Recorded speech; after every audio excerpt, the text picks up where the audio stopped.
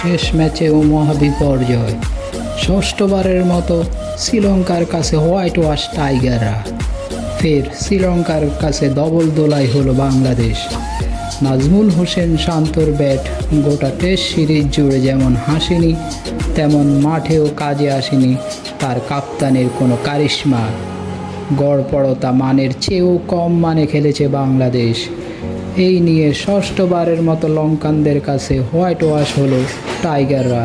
চট্টগ্রাম টেস্টে বাংলাদেশকে 192 রানে হারিয়েছে শ্রীলঙ্কা। প্রথম ম্যাচে টাইগারদের 328 রানের বড় ব্যবধানে হারিয়েছিল শ্রীলঙ্কা। সেই হিসাবে দ্বিতীয় ম্যাচে হারটা কিছুটা সম্মানজনক করতে পেরেছে শান্তর দল। এখন পর্যন্ত শ্রীলঙ্কার বিপক্ষে 13টি দ্বিপাক্ষিক সিরিজ খেলেছে বাংলাদেশ। এর মধ্যে কেবল একটি সিরিজ ড্র করতে পেরেছে টাইগাররা। বাকি সবগুলো সিরিজেই জিতে নিয়েছে লঙ্কানরা। চট্টগ্রামে শেষ টেস্টে শ্রীলঙ্কার দেওয়া 511 রানের বিশাল লক্ষ্য তাড়া করতে নেমেই খেই হারায় বাংলাদেশ। কোনো ব্যাটারি কার্যকর কিছু করতে পারেনি। মমিনুল মিরাজের অর্ধশতক কেবল কথার কথায় আশাবাদী করেছে, স্কোর কার্ডটাকে করেছে কিছুটা সহনীয়। খোদ অধিনায়ক শান্ত শেষ টেস্টের 2 ইনিংস মিলিয়ে করেছেন 21 রান। আগের ম্যাচে হাসেনি তার ব্যাট, ধারাবাহিকভাবে কোনো ব্যাটারি ভালো করতে পারেনি। শ্রীলঙ্কার দরকার 3 উইকেট।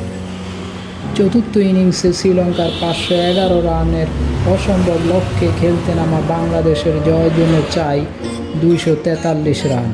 চট্টগ্রাম টেস্টে পঞ্চম দিনের সমীকরণটাই বলে দিচ্ছিল শেষ দিনের খেলাটা শুধুই আনুষ্ঠানিকতা।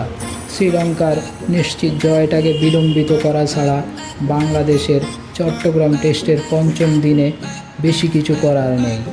মেহেদী হাসান মিরাজ টেস্ট ক্রিকেটে ষষ্ঠ 50 করে সেটাই করার চেষ্টা করলেন। তার অপরাজিত 81 রানের লড়াকু ইনিংস বাংলাদেশের রানটাকে নিয়ে গেছে 300-র উপরে।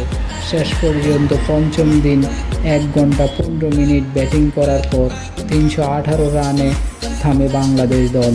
192 রানের বড় জয়ে চট্টগ্রাম টেস্ট সিরিজ জিতে নেয় শ্রীলঙ্কা। এই জয়ে 2-0 ব্যবধানে সিরিজ জিতে নিল লঙ্কানরা।